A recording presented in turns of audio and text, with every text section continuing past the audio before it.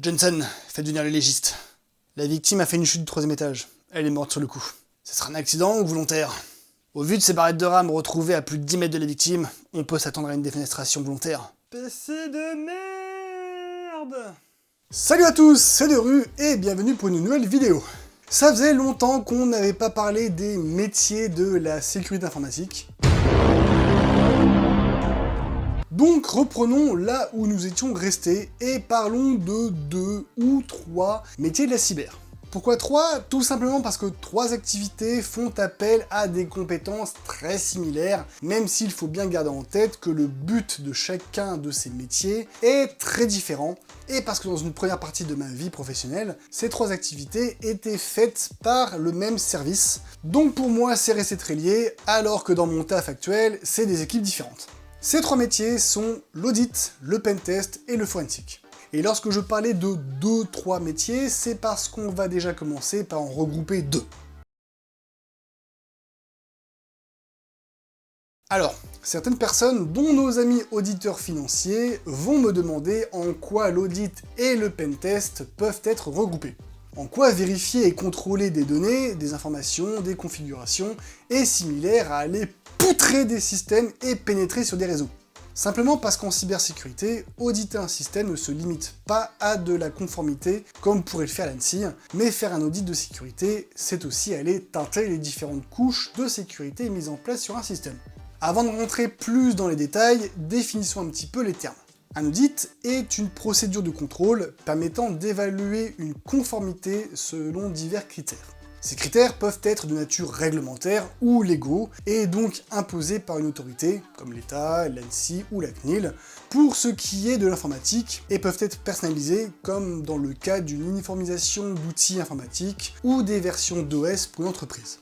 Le pentest, quant à lui, ou test d'intrusion dans la langue de Léon Marchand, est une méthode permettant d'évaluer la sécurité d'un système d'information en simulant de véritables attaques. Ces 2 méthodes ont donc des buts assez similaires. Évaluer des systèmes de manière cadrée, en suivant des procédures et dans un but de valider ces systèmes ou notifier des améliorations ou corrections à apporter. Est-ce que vous voyez un petit peu plus où je voulais en venir en regroupant ces 2 métiers? Rentrons un peu plus dans le détail. Un audit de sécurité informatique peut se passer de plusieurs façons. Comme précisé, il peut être imposé par une autorité afin de vérifier qu'une réglementation est bien appliquée. Ça peut être le cas pour les OIV, les organismes d'importance vitale, comme les fournisseurs d'accès Internet, les fournisseurs d'énergie, d'eau, etc., qui sont très réglementés en termes d'informatique pour réduire les risques de panne et donc faire en sorte que leur activité ne subisse pas d'interruption ou minimum d'interruption à cause d'une panne ou d'une attaque informatique. Généralement, les OIV sont audités directement par l'ANSSI. Il y a aussi le cas de quasiment toutes les entreprises au sujet des données à caractère personnel. J'ai déjà fait une vidéo sur le sujet et j'en parle bien trop souvent, mais comme la collecte, le traitement et le stockage des données à caractère personnel est ultra réglementé avec la RGPD, la CNIL veille au grain. Alors eux, c'est plutôt une fois qu'il y a une fuite de données qu'ils vont auditer, histoire de bien mettre le doigt sur le manquement qui aurait pu permettre d'éviter la fuite. Chose que l'on a moins en tête, certaines validations, accréditations ou certifications comme par exemple P10, prestataire de détection d'incidents de sécurité, ou PASI, prestataire d'audit de la sécurité des systèmes d'information, nécessitent un audit physique et ou informatique de la part de l'ANSSI ou d'un partenaire agréé. Mais il n'y a pas que des motifs réglementaires. Une entreprise peut demander un audit interne ou par un prestataire pour valider la sécurité d'une application, d'un réseau, d'une équipe, etc. Dans ce genre de cas, les critères d'évaluation et les actions à réaliser sont établis en collaboration entre l'organisme auditeur et le demandeur. Pour le pentest, on quitte le côté conformité et configuration pour rentrer plus dans le dur avec des actions directes sur un système. Lors d'un audit, on peut effectuer des actions directes sur un réseau ou un outil, mais ça reste des actions basiques ayant pour seul intérêt de vérifier qu'une configuration soit bien paramétrée ou que le système réponde comme il faut. Le pentest est là pour simuler des actions réelles d'un attaquant ou quasi réelles. Et c'est pour cette question de réalisme qu'on va trouver plusieurs types de pentest. Sachez d'ailleurs qu'un pentester, une personne réalisant un pentest, s'appelle aussi un auditeur. Nous avons dans un premier temps les pentests en white box, ou boîte blanche. Dans cette situation, le pentester, l'auditeur, dispose de toutes les informations possibles et imaginables sur ce qu'il va évaluer. Adresse IP, architecture réseau, scénario de détection, URL, code source d'application aussi si nécessaire, compte applicatif ou utilisateur, bref, tout pour pouvoir tester des attaques les plus poussées possibles. Généralement, en configuration whitebox, on veut vraiment tester les limites d'un système, mais c'est le cas le moins réaliste. Ce qui ne veut pas dire que cette situation est impossible. On a ensuite la greybox, la boîte grise. Scénario dans lequel l'auditeur n'a en sa possession qu'une quantité restreinte d'informations. Toujours les adresses IP et adresses web, peut-être la connaissance de certains outils de sécurité et des comptes applicatifs pour se connecter à un ou plusieurs sites. On se place plutôt dans un cas d'un ancien employé qui aurait gardé quelques infos et qui souhaiterait se venger, là où le premier scénario représenterait plutôt un employé technique encore embauché. Le dernier cas est la boîte noire, la black box. Il s'agit de la situation représentant les attaques les plus courantes. Ici, le pentester ne dispose de quasiment aucune information. Alors, généralement, comme le but est quand même qu'il y ait des tests de fait, on fournit au minimum des adresses IP et des URL, mais on peut aller jusqu'à laisser le pentester faire une simulation totale, en effectuant des envois de mails de phishing pour récupérer des identifiants, ou en recherchant la moindre info sur internet. On ne se rend pas compte à quel point on a des accès mal sécurisés et ouverts sur internet, ou à quel point des employés peuvent être très loquaces sur les réseaux sociaux.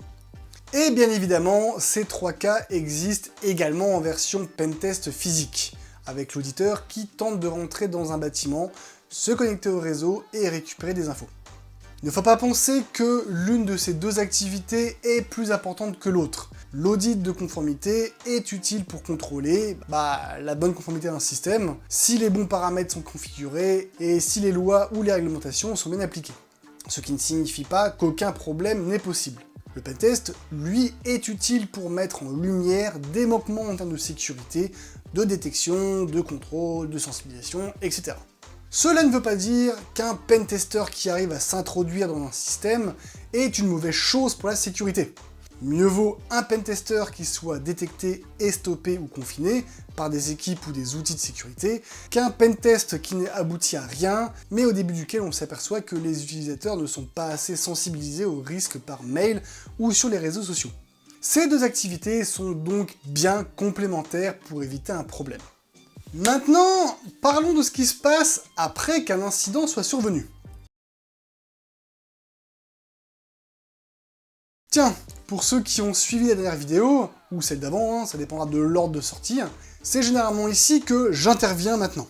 Lorsqu'il y a eu un incident, qu'il s'agisse d'un incident purement technique ou d'un acte malveillant, une analyse est nécessaire pour identifier l'origine du problème, sa raison et surtout, le plus important, comment y remédier pour que ça n'arrive plus. Et cette analyse s'appelle une analyse forensique. Pour tous les fans de séries policières américains, oui, forensic, c'est le nom anglais des médecins légistes. C'est plus poussé que ça, c'est le nom anglais de la criminalistique, les sciences permettant de trouver des éléments de preuve pour résoudre un crime. Et c'est exactement ce qu'il se passe en forensic informatique. Comme je le disais en début de vidéo, j'ai réuni ces trois métiers parce que les compétences nécessaires sont très similaires. Il faut être capable d'aller chercher dans le moindre recoin et donc savoir utiliser des outils poussés, voire même savoir coder des scripts permettant de réaliser des tâches fastidieuses ou collecter des données. Et là, avec le forensic, on est en plein dedans. Contrairement à un pentest qui doit être rapide et discret, là, la discrétion, elle n'a pas sa place. Dans le meilleur cas, l'analyse s'effectue en direct sur la machine incriminée, et si c'est pas trop possible, comme dans le cas d'un serveur en data center, on peut la faire à distance, mais c'est pas le plus optimal. Concrètement, lors d'une analyse forensique, on va aller chercher les journaux d'événements de la machine, les logs, pour savoir ce qui s'est passé, quels logiciels ont été utilisés, qui s'est connecté, quels processus ont été lancés, pour retracer chaque étape de l'attaque ou de la panne.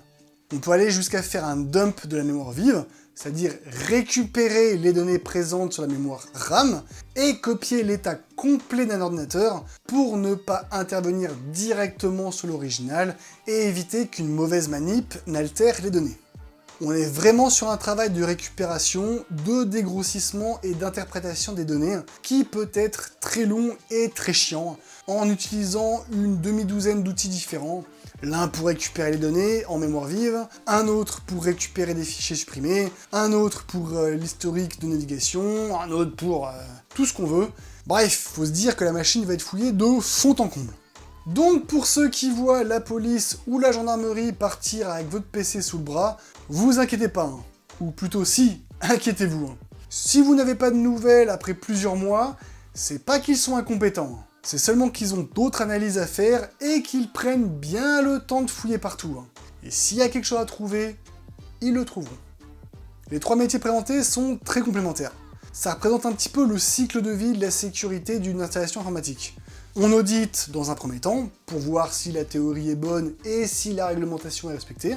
Ensuite, on penteste pour mettre à l'épreuve la pratique, si on a une bonne utilisation des outils et des équipes mis en place. Et pour finir, après un incident, on fait en sorte de comprendre pourquoi c'est arrivé et on met en place des moyens pour que ça n'arrive plus, qu'on peut faire auditer par la suite et pentester, etc. Merci d'avoir regardé cette vidéo jusqu'à la fin. Si elle vous a plu, eh bien n'hésitez pas à vous abonner si ce n'est pas déjà le cas. N'hésitez pas à partager la vidéo pour qu'elle soit vue par un maximum de personnes, à cliquer sur le pouce en l'air, à laisser un commentaire si vous avez une remarque ou une question, et à me rejoindre sur les réseaux sociaux. Sur ce, je vous souhaite une bonne nuit, bonne soirée, bonne journée, et n'oubliez pas, la sécurité est l'affaire de tous. Ciao!